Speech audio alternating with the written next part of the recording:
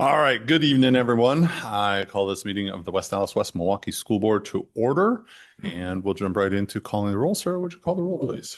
Ms. Carr? Here. Mr. Lee? Here. Mr. Becker? Here. Mr. Keller is excused. Ms. Lee? Here. Ms. Steele? Here. Mr. Verbos? Here. President Burns.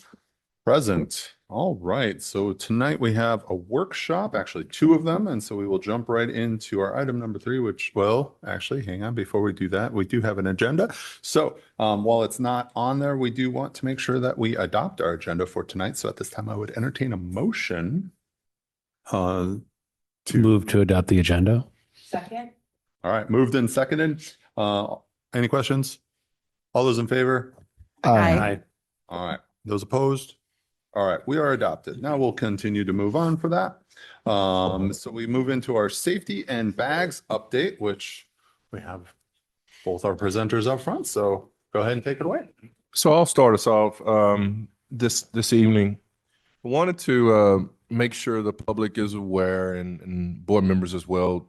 We're really just trying to focus on what are the improvements that we can make as a district for safety. Okay. So I don't want us to get caught up in backpacks and all this kind of stuff. These two ladies have really been on a mission to find out as much information as they can and to talk to as many people as possible in understanding what our next steps should be as a district and what things we should be bringing to the board. What we want to do tonight specifically is talk about the data that they've collected. They want to talk about their meetings that they've had since this conversation started. I just wanted to kind of frame their work in the discussion tonight. We're not coming with any preconceived ideas. Okay, I want to be very clear about that. We're not.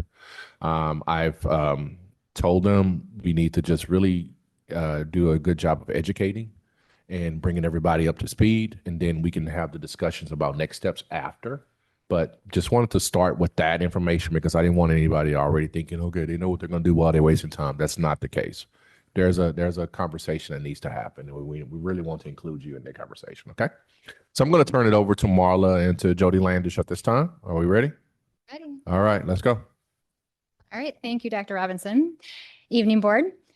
So in exploring practical deterrent measures, part of the ever and ongoing measures that need to be taken, looking at school safety and security and the interventions that take place, we're looking at a multi-layered piece here. So everything from technology to a proactive culture to physical security pieces. Part of that was in the beginning of the school year, we had assigned lockers to every single student in regards to their particular building.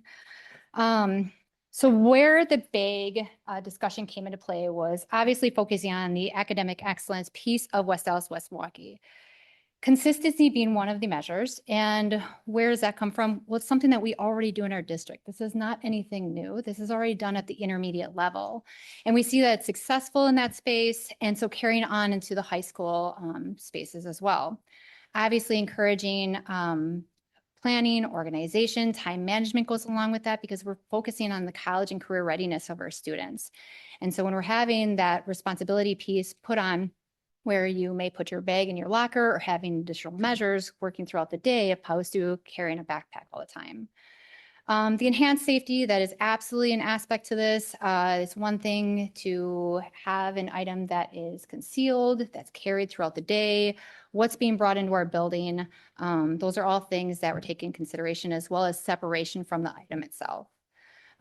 We promoting the locker use and encouraging lockers. So I'm gonna show you a photo that we ended up taking when we met with some of our student leadership. We asked them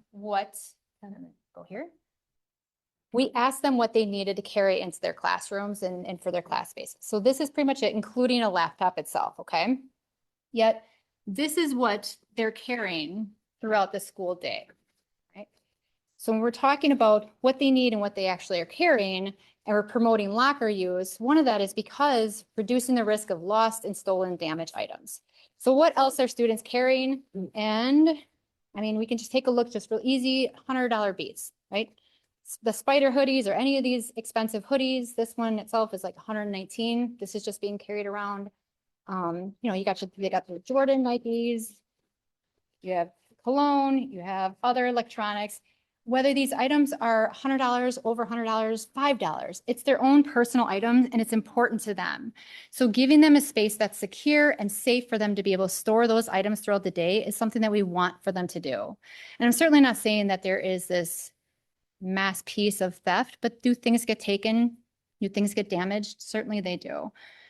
Reducing the clutter and hazards in classrooms, certainly, I mean, we're talking the aisle space is a little bit it's distracting, is, you know, it's not very wide. So when we have backpacks along that side and you're stepping over them as you're moving throughout the aisles, it just doesn't necessarily need to be there.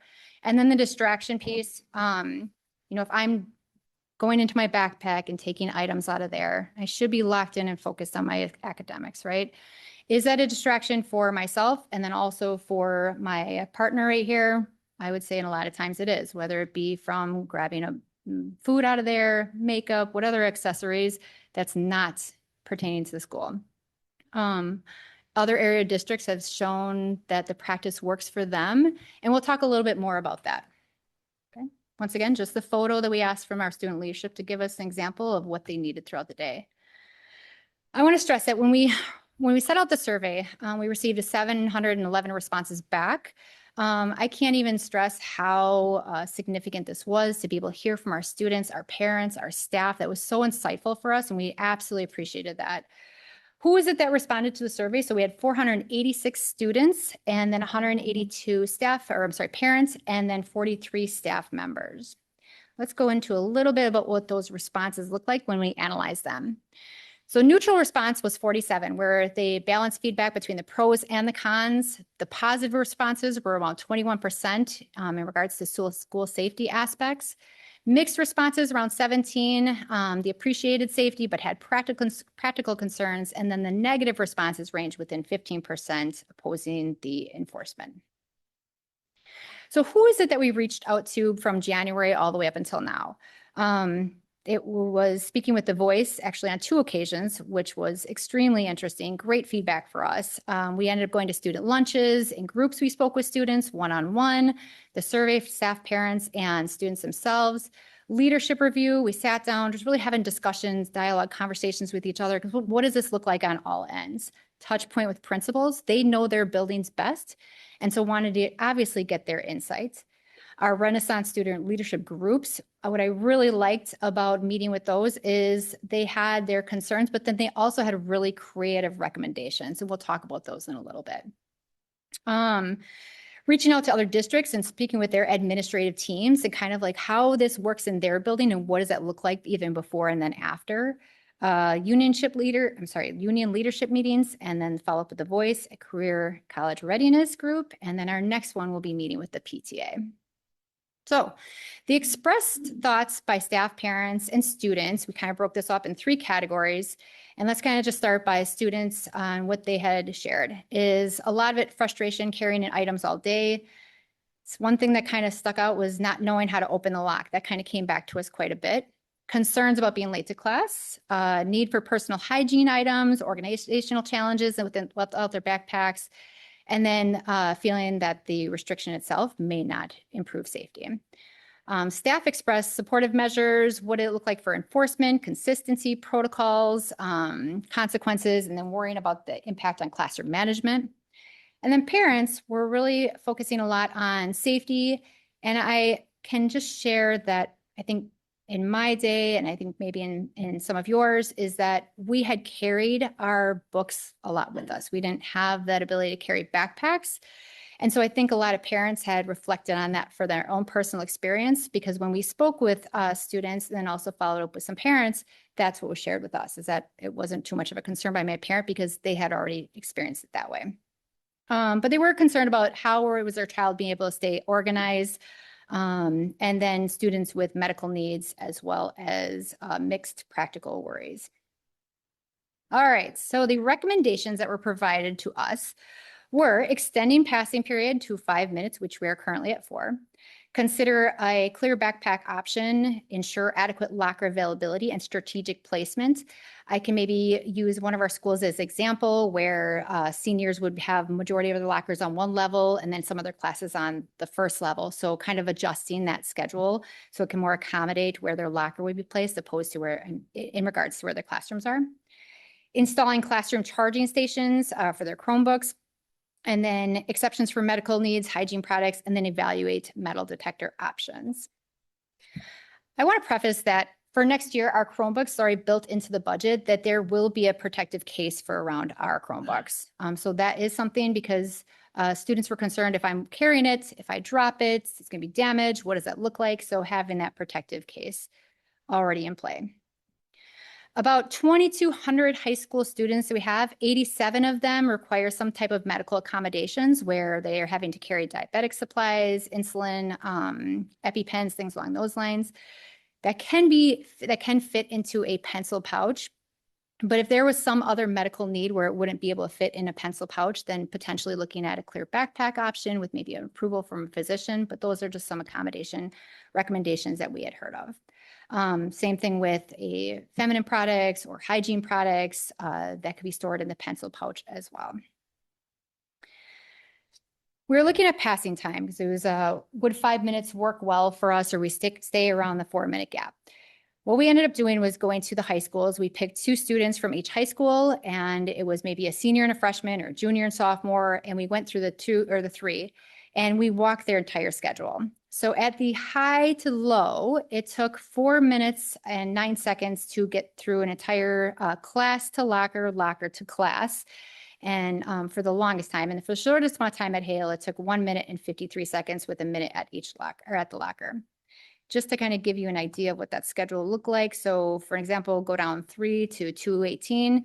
From my class in 2:18, I went to my locker, I got my items of my locker, and then I went to 2:14. That took me 2 minutes and 44 seconds. When we reached out to the other districts that have some type of bag restriction, it was nice, it was informative. They had addressed a lot of the concerns that were brought up during the survey and during our discussion pieces. Not all of these had a necessarily bag restriction by putting it up in the morning. One of them had an open gate, which is a weapon detection system. One of them had a clear bag option system, which is kind of giving you an idea of what their situation looked like in their building. I don't want to go through each one or all of these because I personally believe that yes, it's great to reach out to other districts and see what they're doing, what works for them, but then tailoring something that works exactly for what our needs are here. So they had a really good thing.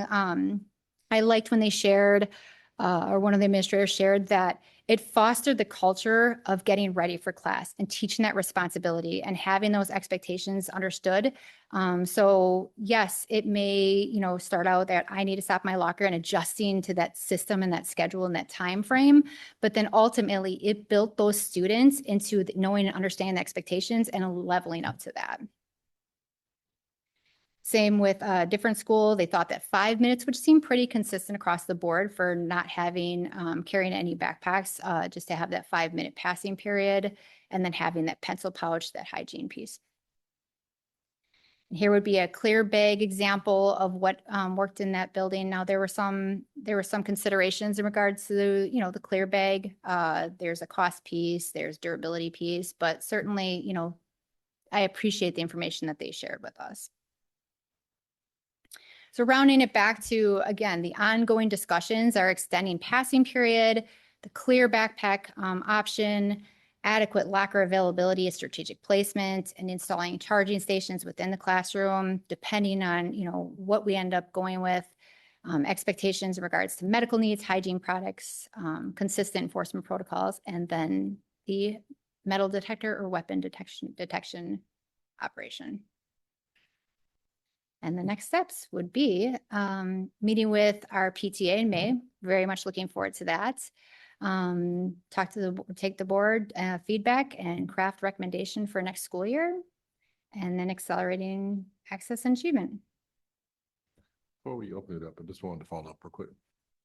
I wanted to clear this up. There is not a metal detector option that we're looking at. Okay, we have purchased 2 metal detectors for the district for special occasions, especially when we have large events which involve a lot of exterior people or external people coming into our building. So that's been used, I believe, twice for the soft opening as well as the playoff game at Central. Okay, we did purchase 2. We were able to get 2 for free from the vendor, which thank you, Marla, for whatever you did with that. So we do have a total of 4 that 2 are housed, we'll say housed at Nathan Hale, and the other 2 are housed at Central, just in case we need them for any type of event at the WAC. I just wanted to say that because I think that could be a little misleading when you look at the slide. The ladies did go into, I think, Pius, right? Where they have the open gate system. Yes. And I know it sounds like a good idea in theory, but I told them before they left, I said, you're not going to like it because there's a lot of manpower that's required. You want to talk about that quickly, Sure. if you don't mind? Yeah, no, it was great to have that opportunity to go over there and evaluate just in person what that system looked like, seeing if that would be something that we could implement or what those implementations would look like here. Yes, there is an absolute large system that would need to be put in play to conduct that appropriately. There's an aspect financially to it. There's a safety piece to that we would really need to sit down and look at further. Yeah. So if you can think of, I'm just going to use Hale and Central as the 2 buildings. The foyer area at Central is a nice system. It would be a different situation at Hale, and it's funneling all in one area and changing bus route, changing schedules, changing start times, because there is an aspect to getting roughly 1,000 students into a building. And what does that look like? What does it look like to staff that appropriately when you have the recommendations by the companies that produce these and then being consistent and going a year, 2 years and not coming across anything, staying consistent. So I've given these ladies the task of really just trying to explore what the options are for our district. We're not committed to anything, but I will say this to you. I think we're trying to be proactive versus reactive, because we don't want for something to happen and then all of a sudden we're on board. Now we're rushing to do that. So I think we have a good runway right now to figure out, like, what are we going to do? If anything, what are we going to do? What are we suggesting? This is not the end. We've already looked at, we talked about last week for during our first couple of days back, August 14th and 21st. So all of our secondary students will have IDs. We're going to be requiring that those are visible for students. We need to know who's in our buildings. For some reason, high school students like to take field trips to schools they don't attend. And we've seen some of our students go to MBS schools. We've seen some other schools, students show up at our schools. We catch them, but that shouldn't even be an option to getting into the doors. But if our students know the weak points of our system, guess what happens? That's when it happens. So we're trying to shore these kind of things up right now when, it's very minor in nature before it becomes very major in nature, and it's usually too late. So just wanted to kind of say all of that to bring in perspective what the discussion and why we're having a discussion now. Okay. All right. So then from the board, what questions do you have, if any? Comments, thoughts? Yes, Ms. Carr? I just want to hear a little bit more about the clear backpacks. So when I go to the Brewer game, and I know that I have to have a certain size, and I don't have a locker to put that in. So I understand why they would do that, and it really is ease of use, getting through. But I don't understand the benefit of having a clear backpack in the schools. Because when I think about the slide that you showed in the beginning, where it said all the pros of not carrying the backpack, well, it's still in the aisle. I'm still grabbing my lip gloss. I don't understand. I feel like it should just be taken off the table, in my opinion. I just don't see the value of it. Plus, we're providing those backpacks then. And to me, unless you can shed some light for me on why clear backpacks work or the benefit. No, I appreciate it. Thank you for the question. So one thing that we had heard from students was a concern that they'd have to carry their items and not knowing how to operate their lock. That kind of came up pretty often. And then also parents' concerns of like, can my child stay organized? Oh. So we're trying to think of ways to help and accommodate that. And that was something that they had recommended. So we wanted to explore, see what that looked like. But really going back to show me what it is that you need to carry. And I think nowadays, a lot is on our Chromebooks, a lot is digital. Mhm. And so, taking into consideration, it's not nearly the amount that maybe we had to carry, but we made that happen. But that's kind of where that came from. Our kids these days, they don't understand what a big textbook looks like. Okay. Yeah, I don't even know if they really know what a textbook is half the time, right? Like it's a different time. Would you mind go? I told her not to bring those out, and since you went there, I'm going to allow her to bring them up. I told her do not bring that out. But since you brought it up about the backpacks, I will allow her to bring it up. Yep. And I really think honestly, it's a deterrent for students to Right. believe that they want to bring that kind of stuff in. And that's all it is. I watch, when we go to events,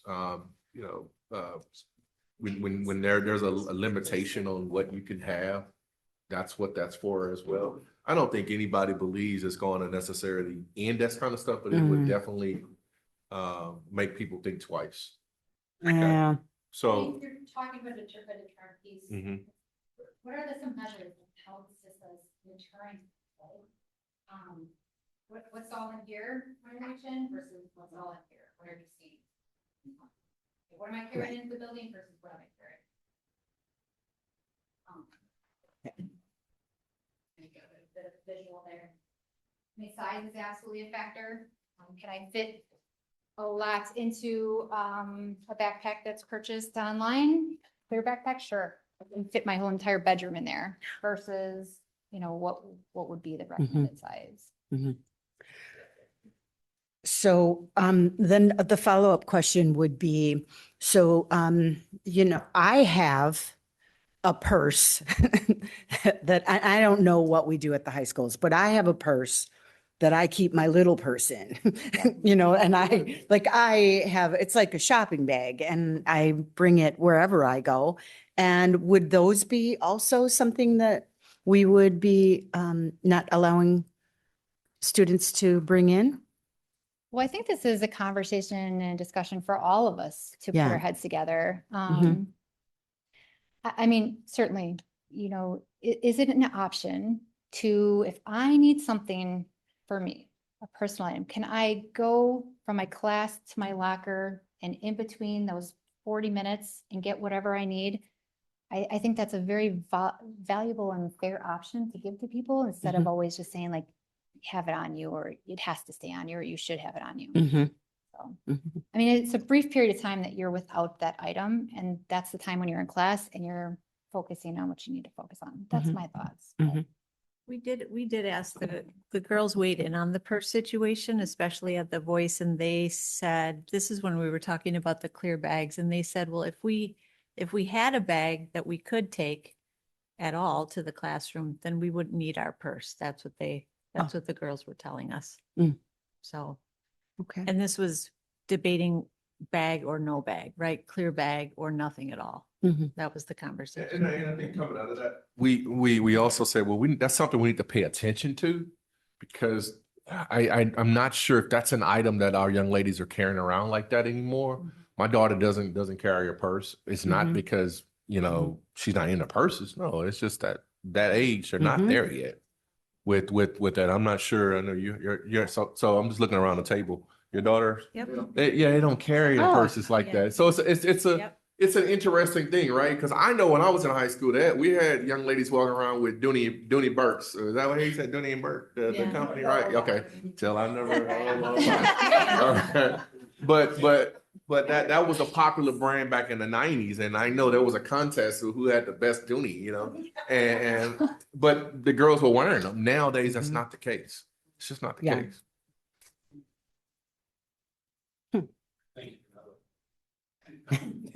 My kid has purple hair, you know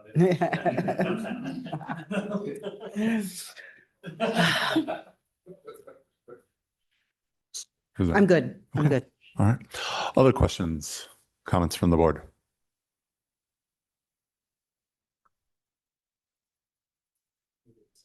All right. Yeah. No, I know it did. Well, what did the committee have to say about it then?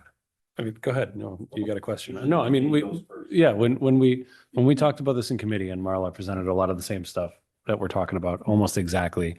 You know, there are one of the concerns, like when we talked about the travel time, I remember I asked you about whether they had tested that based on a school full of children or not, and they did. So they were checking all that travel time based on being in the building while it was full of students. And I think that if we have the time in the day to add an extra minute to passing time, you know, when I was in high school at Hale, we had 5 minutes and you got a 1 minute warning bell so that you knew you had to get moving. But, you know, I think that I think that maybe making it so that your travel time is used exclusively for to your locker to class, to your locker to class, eliminates a lot of that lingering time in the hallways. I think that, you know, when I think back to when I was in school, and obviously like that was a while ago, we didn't have any large number of issues in the hallways during passing time. There wasn't time. We were focused on getting to our locker, getting what we needed, and getting to our next class. And the people that were getting in fights in the hallway, they were going to be getting in fights either way. And it was a very, very small portion of the students that were doing that. I think that allowing everybody to carry everything they need for the entire day, all day, is just giving them more time than they need in between classes. I don't think that there's any real value to carrying around a backpack full of stuff. I think that, you know, there are absolutely compromises. I think the clear backpack was an attempt at a compromise, but, you know, you look at a clear backpack full of stuff and you can still hide stuff in that. And so it defeats the purpose of not having a backpack. To have a clear backpack, it makes it pointless to take backpacks away at all. So I don't know. I mean, I think that it's pretty clear. Like the answer is that there's no reason to have a bag of any kind. And I think that, as we also talked about in committee, this is a policy that was already put in place at the middle schools. 3 years ago, I think, is when they started. So right now, the only students in the high schools that have not been doing this all along are the juniors and seniors. And the juniors pretty soon are going to be the only class that didn't get to carry or was allowed to carry their bag around. So I think that we're at a time right now where, you know, this became a thing, I think, during pandemic, that people were allowed to carry their bags around. And it had never been that way before. I think that we're in a position to get rid of it, go back to the way it had always been prior to that. And I don't think that anyone's going to even notice the difference. I think it's just going to move along. No. Yeah. Ms. Lee? I was just going to say that having a sophomore and junior son and daughter right now too, and I know I've talked to them about this when it first all started, because of course, right away, the rumor was, oh my God, we're getting rid of them. And I'm like, just relax, 30 years ago. When we actually had textbooks that were like this. But honestly, talking to my kids and their friends, and they were kind of like, I think it's just more of the idea of change. That everyone's like, oh my God, I have to adjust to something different. It's not the actual reality of, oh God, I have to be separated from my backpack. It's something new and it's something different, no one loves change, but I think they'll all adapt just fine. I know at first, I think I had asked the question, I don't know if I had asked you, Marla, or if I had asked Mr. Lesser, okay, we got rid of a bunch of lockers. Do we physically have enough lockers for everyone to have one? Because I saw the amount that at Hale we did get rid of. So that was just my first thought was, Does everyone have one? And then like for my kids who play sports, I mean, my God, they go to school with a backpack either on the front and the back or one on each shoulder, and they probably both weigh, 50 pounds. And it's like, okay, do we have a place to put both of the backpacks? And if it can save them time to have to run out to the car now to get one before their sports, time saver and less distraction and all of that, I think a lot of it is just getting used to something different. And I remember in high school having nightmares about not remembering my lock combination. But I think too, like all of that will come in time. They just have to get used to it again. And usually teachers have their combinations. And, like my kids, I'm like, I have it at home, call me, I can give it to you. I think it is just that fear of change and just not quite understanding it. But I don't think ultimately it's really that big of a deal to a lot of them. I still have understanding. I think I do too. Thank you. All right. Other questions from the board or comments from the committees? Mr. Lee? So when my son started going to high school, I asked him why he carried all this stuff everywhere. Cause I'm like, isn't that like hurt your shoulder to carry? He still brings home a very heavy backpack that's just school stuff. And then he has, his wrestling or track or football backpack that he has separately from that. And he said, I just don't have time to go to my locker to try to do everything in between classes. It's just easier for me to do it this way. And so, I agree to a certain extent that encouraging students to not do that would be a benefit to them physically because they won't have to carry around all that stuff. I do think that any change in this regard would have to be, in my opinion, stepped in as far as the flexibility moving into the new school year, because they're not used to doing that. And understanding and realizing how much actual time it takes to do something is going to take kids a bit of time to figure that out. And it will be different by kid. Some kid will be very specific about it because they don't want to be late. And so they'll build an extra time into being able to go and do what they need to do. Other kids will be like, oh, I'm just going to do what I usually didn't realize it's going to take me that much time. And now I'm late to every class. So I think that's something, a feedback that I would provide is looking at what we'd be looking at for a policy from a board perspective is that would be something I would like to see. We need to build that in and have that kind of phased in as far as the stringency when we're handing out tardies and so forth and so on to allow for that change and the upfront part of the school year. Number one, that's my perspective on implementing it. But my second question is the effectiveness of implementing it. So, there was a lot of reasons provided as to why this is a good thing, not cluttered and trying to do time management and all that sort of stuff. Which maybe is true to a certain extent, but there's a lot of things after high school that you only have 5 minutes to get to between things. Once you go to college, you generally have chunks of time between your classes, if that's what you're going to college. And then for your work, you're usually at work or you're not at work. So this is kind of a unique situation where you have a very small amount of time to go from point A to point B to point C in a given time frame. So the time management piece to me is like yes and no. It's not really similar to real life in a lot of things. Yes, you have to be on time for things, but not in such short increments of time in between things for the most part. And from a safety perspective, what is the reality of the changes that it makes, right? So say we implement this because we want to try to prevent things from being kept in backpacks, great. But anything you can put in a backpack, you can keep on your person.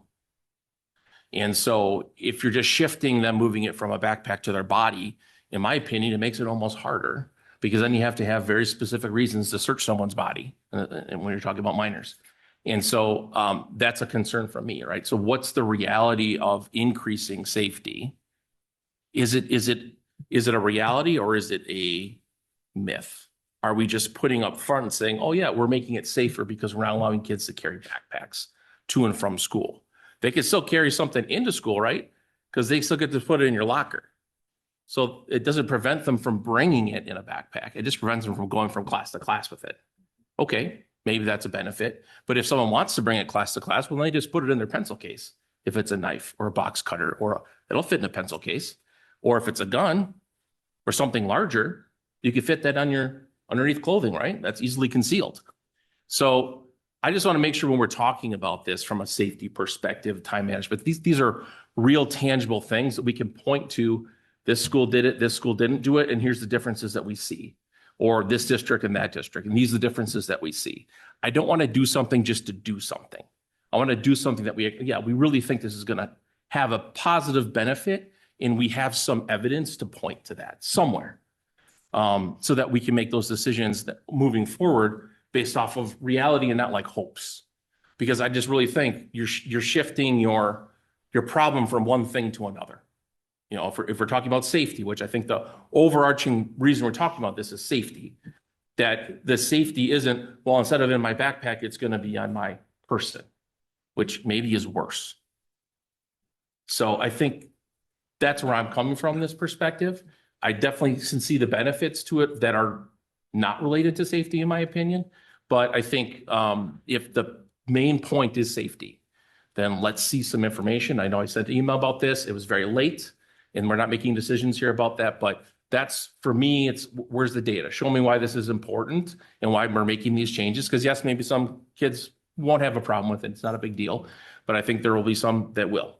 And I think there'll be some that will have families that will have a lot of issue with it. And I think that I want to be able to point to the board and say, well, the reason we did this is because we can show these changes in these areas were effective. And the hopes is that if we implement something here in our district, we are tailoring it to what's going to work for our district. But if we have nothing but anecdotal evidence about these benefits, I hate anecdotal evidence. I just don't like it because you don't have the numbers behind to prove that it actually works or not.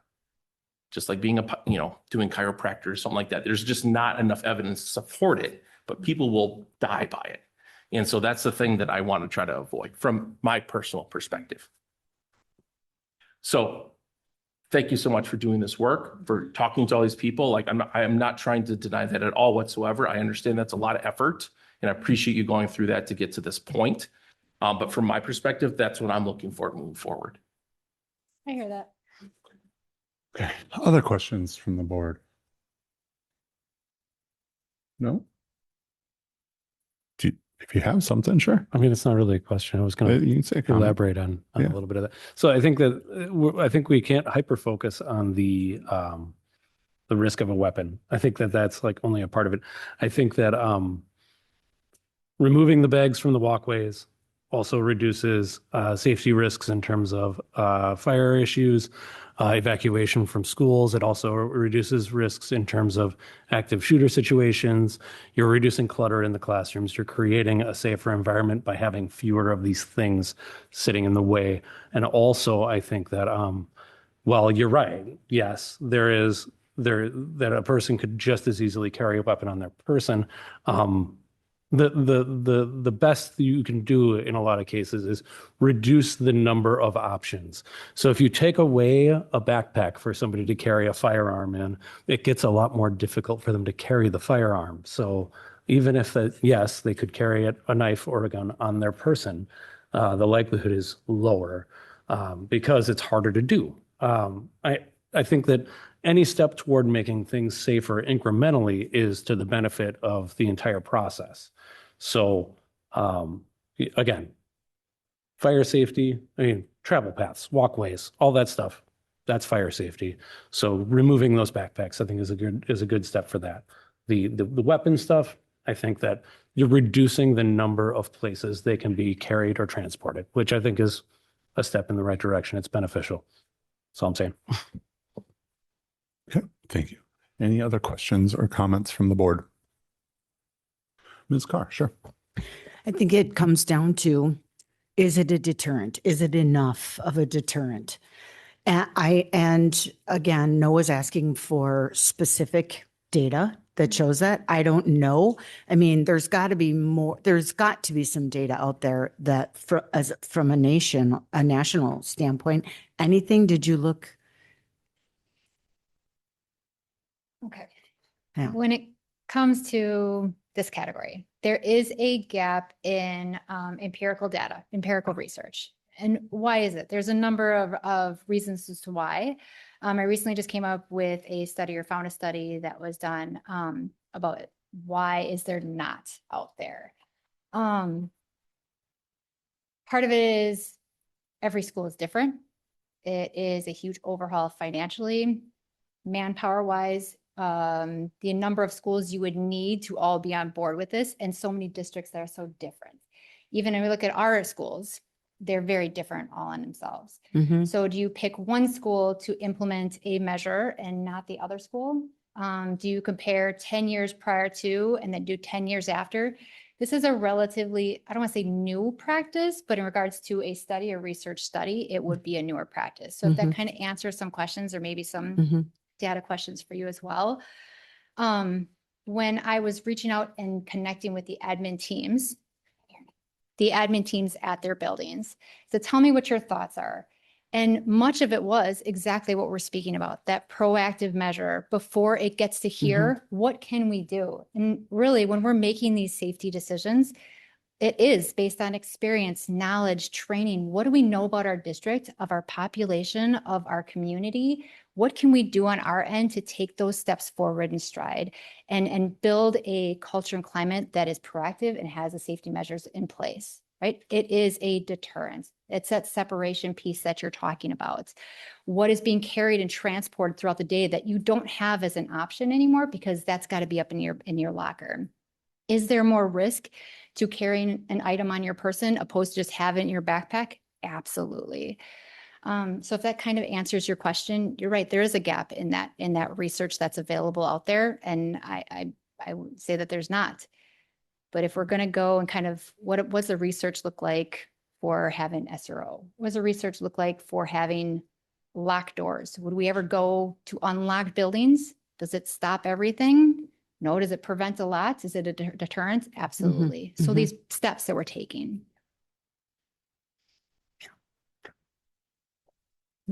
Okay. I'll just say this. I think to Ms. Lee's point, where things have just changed. This is a different time we live in. I'm old enough to remember when your family could walk you to the gate to catch your flight.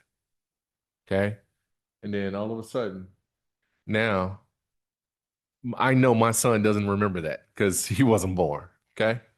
Like it's a different day and time, and I only brought up Miss Lee about the change, right? You talk about change. Yeah. And I think again, as you were talking, I tried to start pulling up articles about what the research shows. So I'm very curious to kind of dig into that a little bit and see if we have some consistency around that. And I'll also make a couple phone calls. I'm just very curious to see, to Mr. Lee's point, what's the perspective from superintendents and what does the data show as far as their numbers and things of that nature. And we can do some more research on that. That's not a problem. We can do that. But again, we're trying to brainstorm and think of some proactive things to do. And this is a conversation we wanted to really have with you guys today and to get your input and then kind of go back to the drawing board and say, hey, okay, well, this is what we obtained for them. And these are the next steps. We also have a FAQ. Is that the active link right there? Or is it no, Marlon? Well, that's just some of the questions that were coming. Oh, that's up just your from the fancy board. little graphic, right? That's the AI graphic thing you got. Okay, I'm sorry, I blew your cover. I think they probably thought you did all this designing yourself. I think. A little bit. No, so Mr. Leith did submit a question to us about 2 hours ago. And I wanted to add that to an FAQ that we'll send out to everybody when we get the response on that. We also want to encourage you guys as board members to solicit your questions to us that you may have coming out of this meeting so we can respond to those things as well. Okay. Yeah. Okay. Any other questions from the board? Yes, Mr. Lee.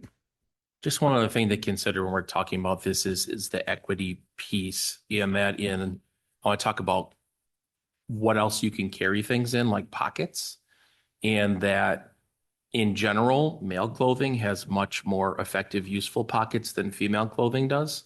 And so if you were to institute a big policy where you weren't able to carry anything anymore, it actually would negatively impact our students who dress using female clothing because correct me if I'm wrong, females in the room, but from what my wife tells me, pockets generally you can't fit your whole hand in a lot of them when you're talking about female like pants, women's pants and things like that. So I just want to make sure we're thinking about that too with people who might have to carry more things with them are actually having less options to do that if you're taking away a bag and only being able to use a pencil case, something like that. So something else I said I would bring up. And so I just wanted to make sure we're considering that as well. Thank you. That's good. Anything else from the board? Well, that just Ms. Lee? made me think of something. So I know like when talking, especially like the girls' clothing, like I look at my daughter, like none of her leggings, have any pockets. So like with the whole, feminine hygiene. So that is a huge thing with a lot of like her, her friends that have come up to me and I said, well, then that would be the point where like the sling bags, like something like I know like Miss Card, you've got yours here, Ryan, mine's my bigger one, but where I'm like, would that be something that would still be okay for the girls then? It's not a backpack, but for those needs that they would be able to then utilize, I said, I don't think, because again, there's no pockets to stick anything in, but you can't, it's not always as time effective to be able to run to your locker to get something like that, to then go to the bathroom, to then get back to class, so I said, I'm sure. And I said, like with anything, when you first do something, there's always aches and pains of getting it to run smoothly. I'm sure we will figure those out. And I'm sure if worst case scenario, if this just all backfires and it's a horrible idea, it's not like we can't change it back, right? So just knowing that there are still some options for those specific circumstances, just to let them know that there are some possibilities for certain things that we can adjust to. Yeah, So, absolutely. Good point. okay. Sure. Ms. Deal? Yep. So you obviously looked at us, and I should probably know this because I have a middle schooler. So what do our middle schoolers do, the female students who have to use feminine hygiene products right now? Because they're not allowed to carry anything on them. So I'm just curious what they're doing that our high schoolers, like we're having this discussion because it sounds like people aren't sure if our high schoolers could adapt to it. So I want to know what our intermediate students are doing it that Great they're able question. to Yep. adapt to it. They're going to their locker, or we have supportive staff that have those items. In the office is another one, school counselors, teachers. They even have that at the high school level, where they can stop in, and they do just ask for those items. They have them, but thank you. Great question.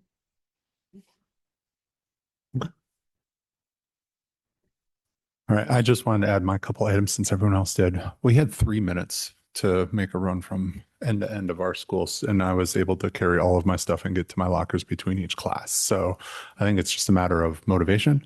To also say whether or not people are transitioning as they're in work and they're just at work. I just had a gentleman today come and service my HVAC unit, and he had to call me ahead of time. The people before him had to call him. He had to come and get stuff prepped, take it down, take it all back, put it back in, and then shift to his next thing. So I think depending on what your job is, there are certainly quotas, especially like if you're in a call center, you have to parse through many calls at a time. So I think that getting used to having a demand on your time and having to utilize it effectively, I think is probably something that is good. I would like to see evidence, of course, because we want to know whether or not this is something that's effective or not. But I think that even in this case, the feeling of effectiveness is also something that can be useful because it can build on that culture of safety and talking and communication. So I think if nothing else, we can become the evidence and run it as our experiment to find out whether or not it is something that is going to work for our district. So just wanted to throw that out there. And so I do thank you for your time. And I don't think we have anything else for you. So thank you so much and appreciate all the work you've done. Appreciate your time. All right. So that is the end of that one. And so then we have one more, our talent and acquisition and employee engagement update. Take a moment to get ready.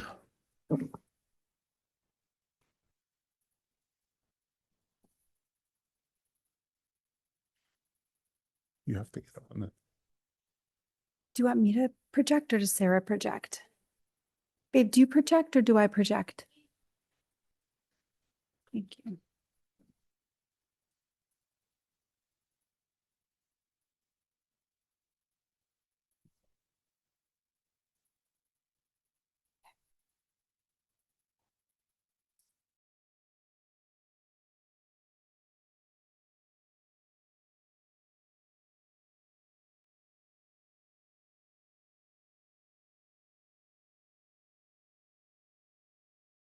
Are you all set? Everyone here? Yeah, I'm all Yeah, set. I think we can do it.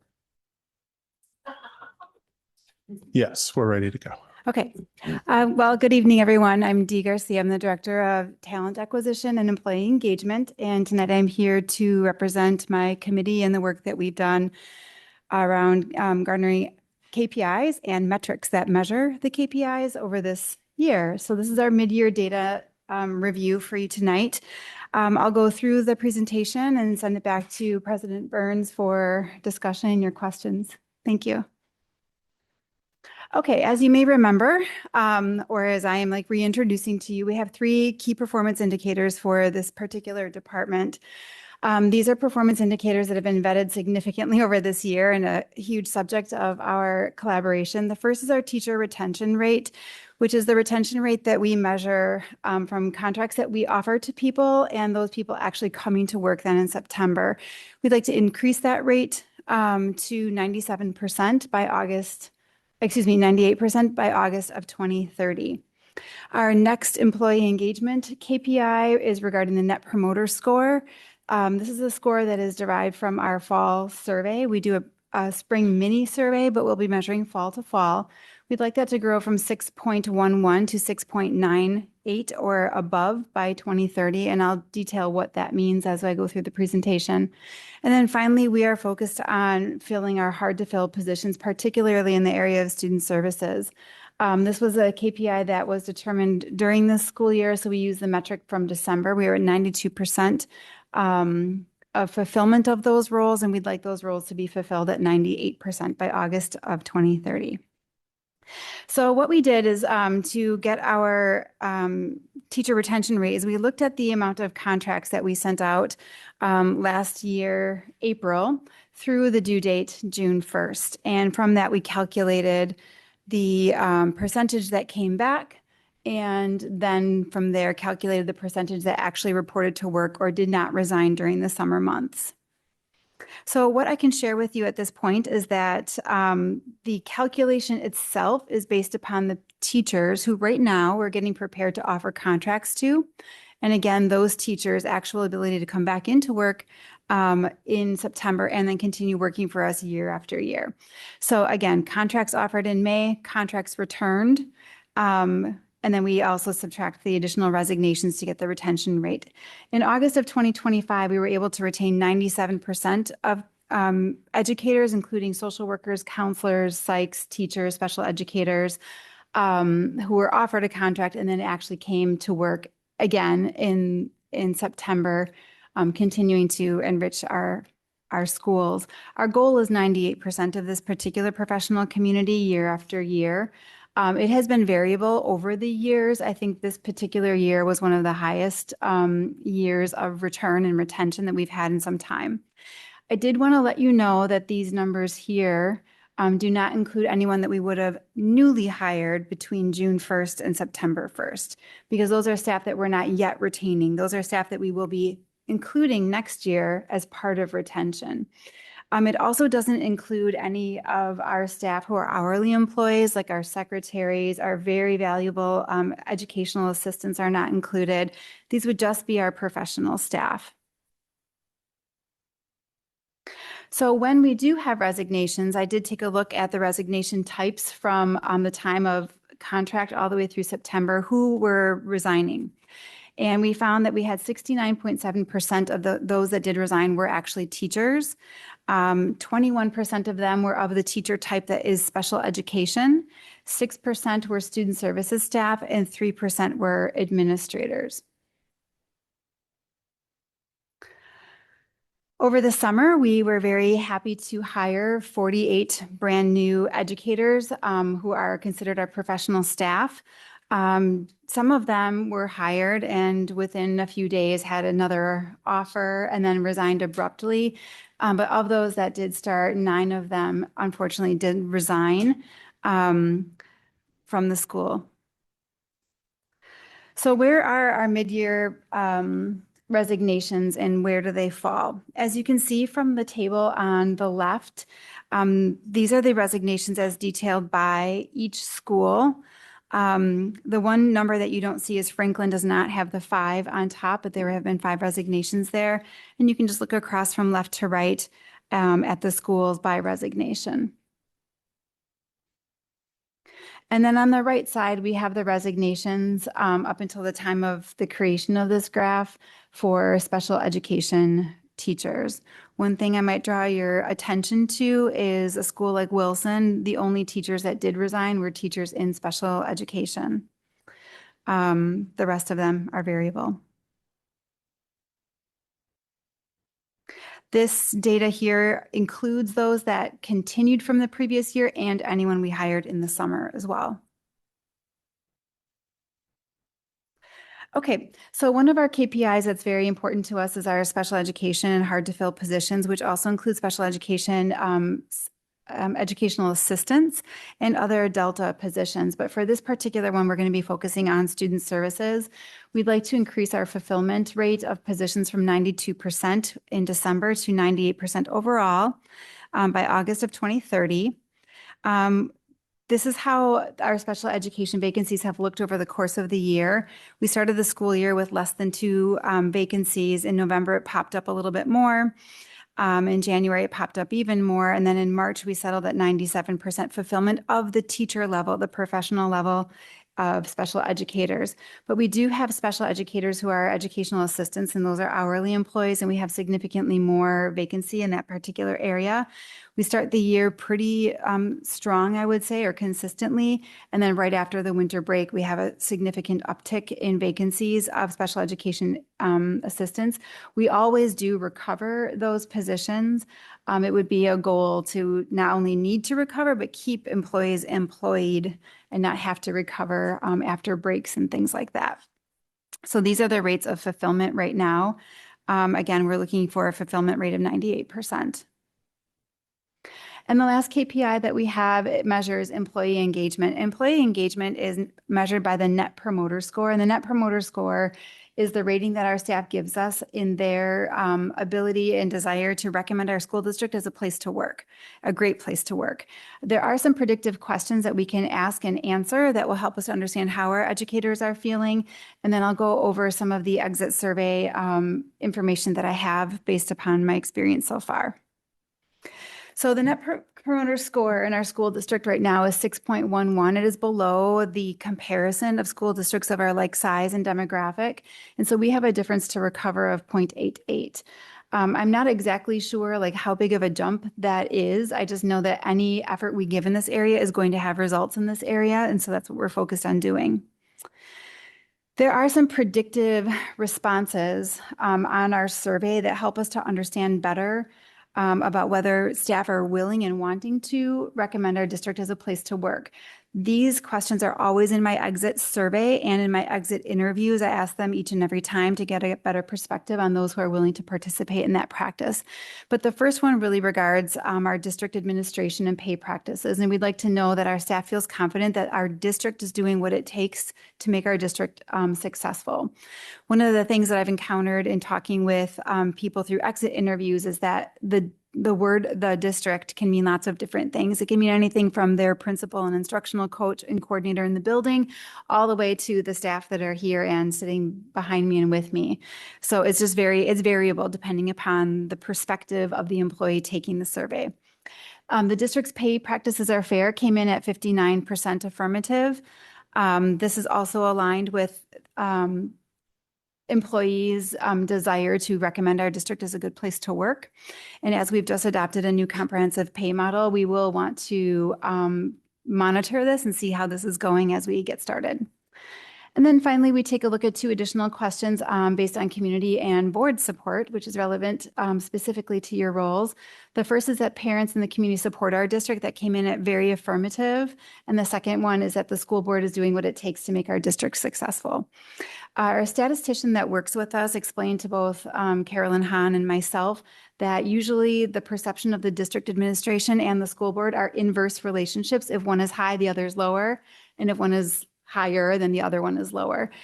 So in this case, he said this is very predictable data, but nonetheless, I do think we have actionable steps that we can be taking. So one of the actionable steps that I take as I moved away from a passive approach of offering people an exit survey and have taken a more active approach in actually initiating conversations with people in which I complete the exit survey with them as far as in an interview. So far up to date, I just updated this today. We have had 14 such conversations. They're usually about an hour in length and they range from an educational assistant to a 5K teacher to an administrator. There's all types of people. School psychologists have participated. And really what I'm looking for is to have that more personal conversation with people about what they've loved about working here. And there are many things that people have loved about working here and what motivates them to move on beyond the school district of West Allis. So what I have found from this is that of the people who have offered to actually meet with me face-to-face, 67% of them are educators, 22% were EAs, and 11% were administrators and other staff. I do give them two essential parts of the survey.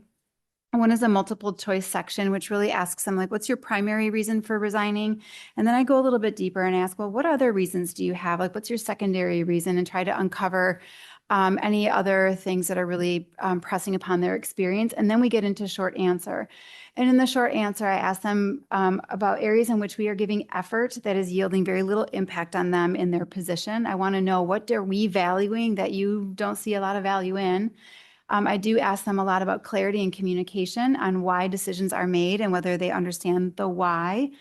I do ask for whether or not they feel that their feedback is genuinely acknowledged and acted upon when there are concerns. I ask about district leadership visibility, and I ask about other actions that we could take to employ or to maintain our employees at this time. So areas of strength in this data sample, staff members overall who've participated in it recall almost each and every time the incredible collegial support they find with their building staff and their colleagues. They really enjoy a sense of shared commitment and a sense of family at work, a second family at work. They really like their building and their team culture. They have said that they really like and notice district visibility and communication. They feel like they've had great training here in our school district. They love the community feel and the sense that you can educate generations of West Allis residents, that you can enjoy lots of recreation opportunities in this community, lots of theater and arts opportunities. And finally, most of our educators have indicated that their passion for urban education and equitable education is a primary reason for working here. Areas of opportunity in which our staff have mentioned is that they are struggling with workload and feeling valued, I think, as educators. I don't know that that's particular to our district, but that came out strong amongst those that I did interview. They see a need to continually work on reliable leadership and leadership that is consistent and responsive. They do want us to address a collective strategy to address our student behavior needs throughout the district, and that would be K-12. And then some of our educators have mentioned that they would like an opportunity to grow their careers without having to leave their position or the profession. So these are some of the overall trends that we've seen so far. And so how are we addressing this data? Here are some key things that we are doing in my particular department. We have some targeted university partnerships. We have a partnership with Carroll. We have a partnership with UW-Milwaukee, and we're exploring a partnership with Grand Canyon University. All three universities allow pathways for those that don't yet have bachelor's degrees to get bachelor's degrees, those that have bachelor's degrees that need licensure, those that have licensure want to add licensure, and those that have bachelor's degrees licenses and want master's degrees and additional licenses.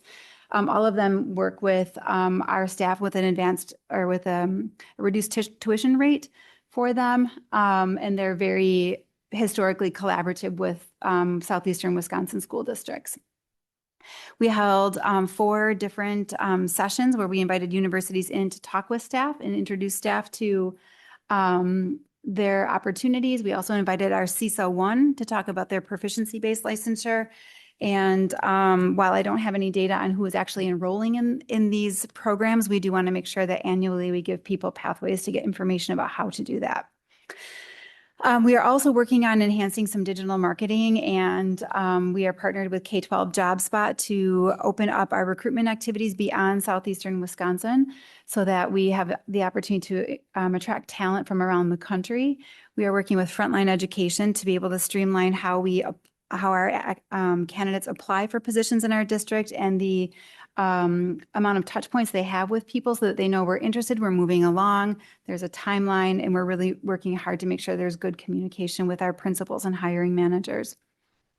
Our retention efforts include mentorship programs. Our mentorship programs come through student services and teaching and learning, but each teacher in their first 3 years of teaching is offered a mentor that significantly supports them socially, emotionally, labor-wise, and just like getting used to the profession of teaching and teaching in an environment which could be considered urban, dynamic, and changing. So they really have liked that. We do have incredible professional development. Again, the professional development structures are coming through teaching and learning and student services, whereby staff is getting some definitely required and needed professional development that is scheduled during the contracted or work day so that they're compensated for it. And then additionally, we are doing state interviews and other feedback loops with our staff, which includes suggestion boxes and other surveys. One of the things that I think I'm very proud of is our relationship with Kelly Staffing. We've been able this year to provide reliable staffing for our elementary and West Milwaukee Intermediate School teachers when they are out on their paid time off. This has increased the efficacy, I think, of other teachers in the building who maybe historically would have gotten a third of someone's class to supervise or may have had to use a prep time that they now meet with their special education partners instead of going to substitute in someone else's class. So that's been very powerful for us this year. Our sub-fill rate, by the way, has increased significantly. Our blue lines represent the sub-fill rate that we had before we partnered with Kelly Staffing, and the red lines represent the sub-fill rate following our collaboration with Kelly. Our goal is to reach an 80% fill rate within a year. There are some factors that make it more or less difficult to find a substitute.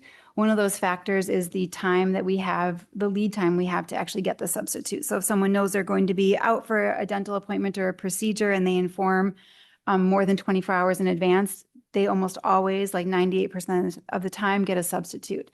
But if the fill requisition is less than 12 hours before the start, which is usually just the evening before 8 p.m., it's very difficult during the night and in the early morning hours to get substitutes. So we're really encouraging our educators that when they know that they have that little twitch in their throat, that they go ahead and request a sub if they feel like it could get worse. Open positions that we have right now, we are looking for school psychologists. We have 2 deans of learning and engagement, one for elementary and one for secondary. We're hiring an instructional coordinator. There are various teacher positions available. There's speech and language, and there is a reading teacher position right now that we're excited to post. So each of the positions is usually open for 2 weeks, after which time, if we do not have enough interest, what we'll do is we'll take it down and we'll repost it and reconfigure language about it, maybe put it out in different networks. Zach may or may not have had a hiring fair occur during that time. So we just try to keep things really, really fresh as we are marketing to people. So again, these are the key performance indicators for the Hey, Dee, department. real quick, I just want to go back to that slide. Just want to make sure I'm understanding. This is for posting for next year, Correct. correct? Okay, just want to make sure. Yep. Okay. These are postings for next year. We do have a school psychologist position posted for right now, but these are really focused on next year. And then these, once again, are the key performance indicators for the department. And I would open it back up to President Burns to execute conversation. Thank you. Questions from the board? Comments? Feelings? Ms. Carr. I am chair of this committee, and I just wanted to make a statement to Dr. Robinson. In general, in that I think it was last school year when you spoke to the board about our role in committees and you talked about KPIs and how we were going to be an integral part of that. I just wanted to say that I've found that that was very successful. And I'm so glad that you did that. You pushed us to be part of this. And so I really feel for the first time in my years on the board that I have a really good handle on the key performance indicators of my committee. And so overall, that's a wonderful thing. And so by the time we bring it to a workshop to the rest of the board, I feel like I could talk to it. I could have given that presentation. And I think that that's so key. And so I just wanted to let you know that I think that that was a great thing that, and I do believe just hearing all other board members, John before, I feel like you are also very knowledgeable about your committee and what's going on. So having hashed out all of these things over and over and over again in committee, I feel pretty confident. I feel like we've already hashed out a lot of things we thought you might question.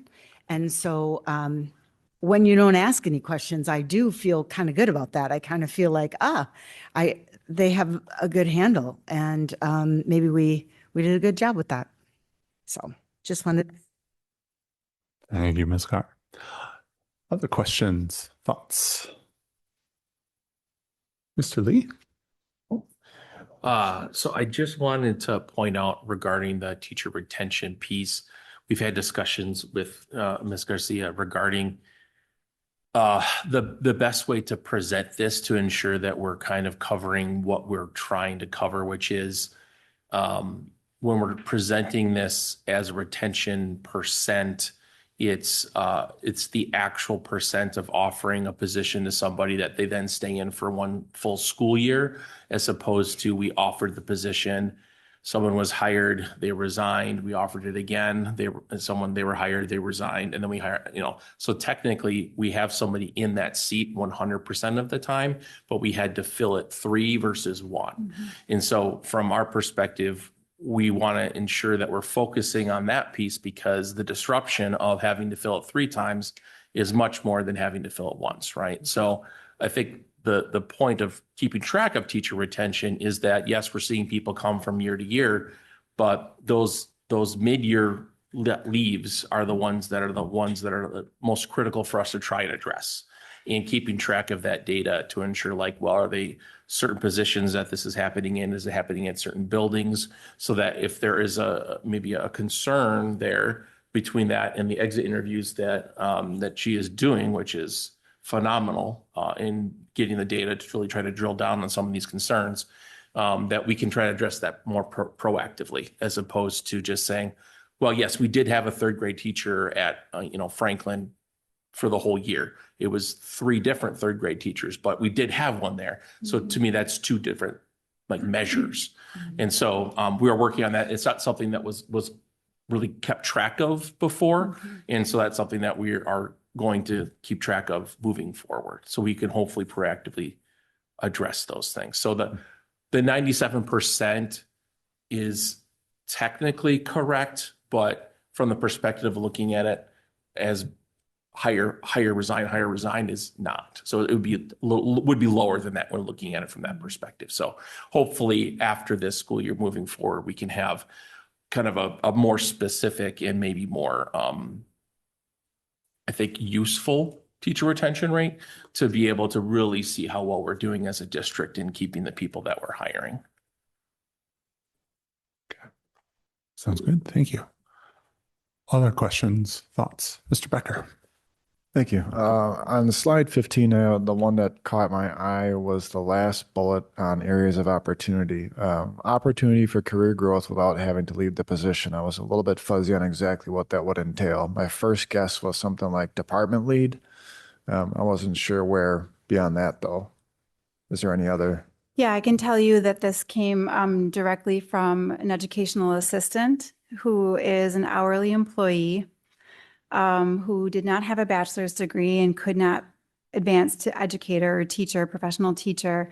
This person took a role with an organization which I would call a community partner, being able to lead their youth sports program, which is a leadership program. It's definitely a huge opportunity for them, something that they couldn't do while also being an educational assistant. So part of the nature of the educational assistant role, I think, is somewhat, for some employees, it could feel a little limiting because it's not really where they want to end up. It's a way of taking a step into many other things that they might do. So that's kind of the nature of it. And certainly we do have professionals in educational assistant roles who have been with us for many years, and that is their career. And it's been an amazing service to this community and to these students. However, it's not one that you can change the responsibilities of your position. Mhm. You could certainly volunteer, be part of PTA, and do all sorts of other things, but the position itself doesn't really change. Okay, thank you. Mhm. Other questions? No. Okay. I just had two, I think. The retention efforts, was that slide 17 as well? Professional development. And you mentioned that doing it during the day so that they're compensated for that. Is that during the teaching day? It depends for different employee groups. So like for administrators, I've spent significant time working with our administrators, providing professional development on evaluation. That definitely happens within the course of our professional workday. I would say that on the days that we have professional development from teaching and learning and student services, there's professional development that is occurring. However, historically, we haven't had all the days we've needed to get to all the different employee groups within those departments. And so next year, we'll be able to partner with student services to make sure that our assistants get the required professional development that they need to do their jobs adequately and safely, and also be compensated during the day for it. So they'll be part of our professional development days. Does that make sense? Whereas right now, that learning would have happened outside of the workday. Okay, so that statement is more towards the EAs and Yeah, the support mhm. staff. Yep. Okay. But I'll also say this too. I think the culture of the district has been to focus on training during the special PD days, a weekend option. If you're asking me to come on a weekend versus, spending time with family, and that's an option, a lot of times that's going to be hard to get them to come. Yeah. So we're trying to figure out what's a creative way, if it's 1 or 2 hours out of the day, to pull them from the building, have them to come and do some very intensive strategic training.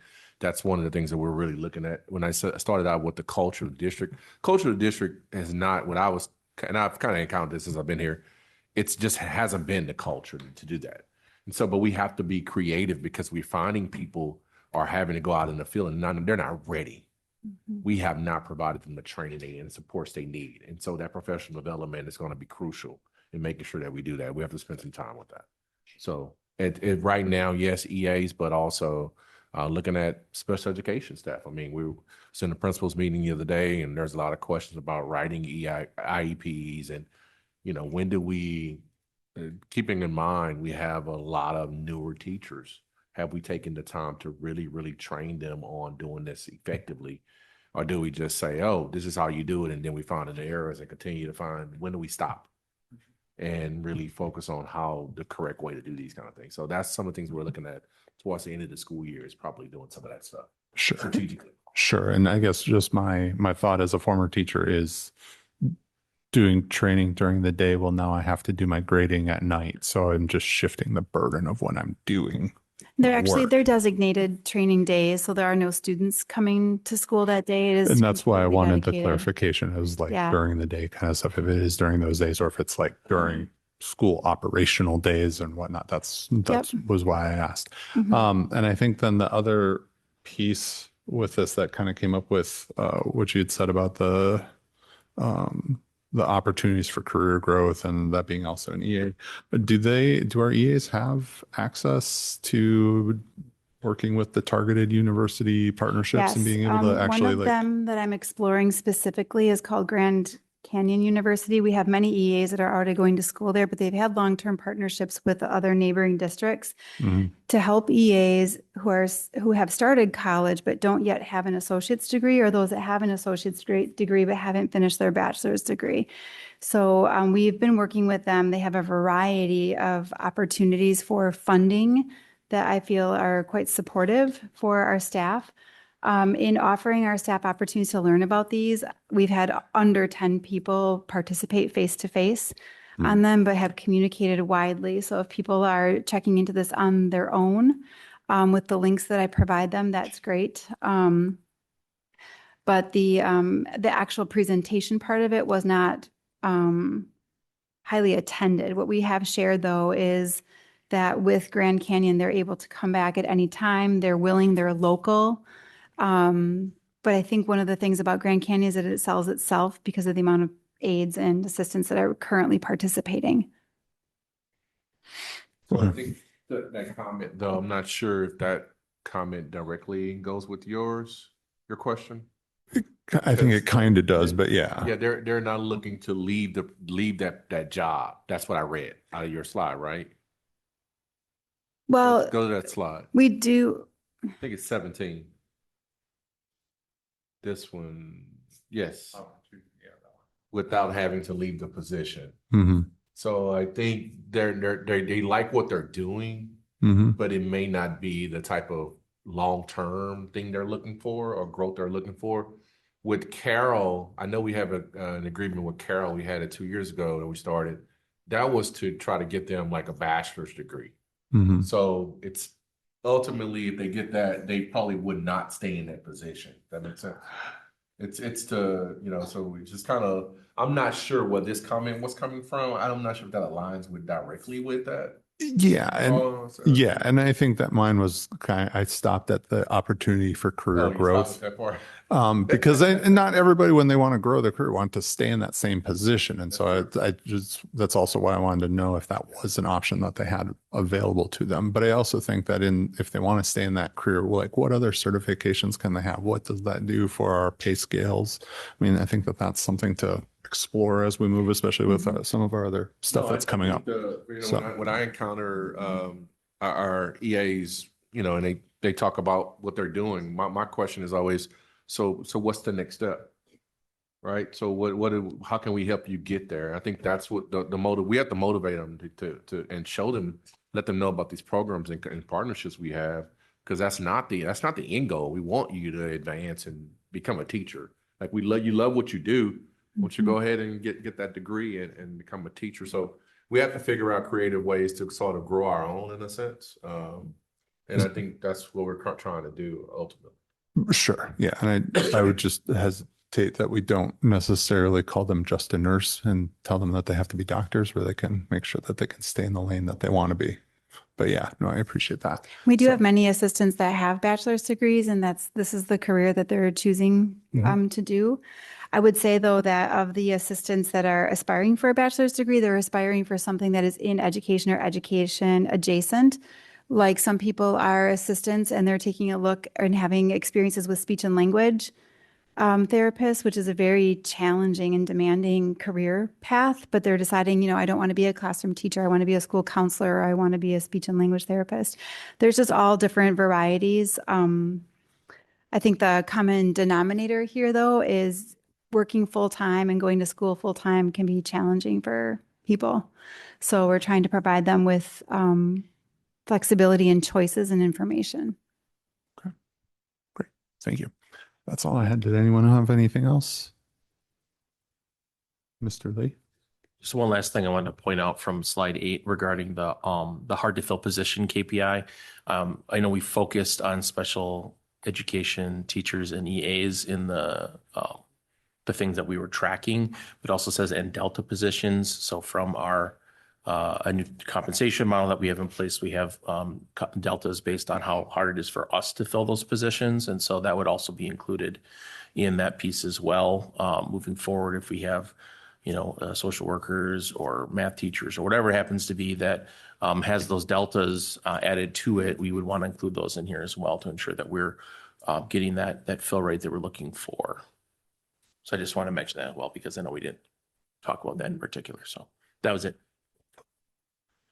I'll get one last thing. Oxford commas, but past that. Anyways, thank you so much for Thank your you. time and Thank you thank you all. for your work on Okay. this. Thank you.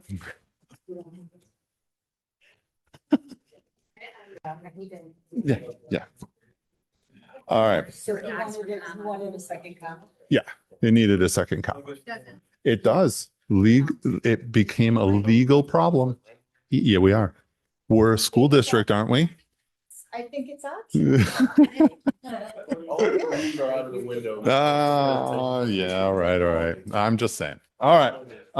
So that takes us to the end of our agenda for tonight. So if there is no objection and to ending the meeting, we will adjourn. Seeing no objection, we are adjourned. Thank you, ladies and gentlemen.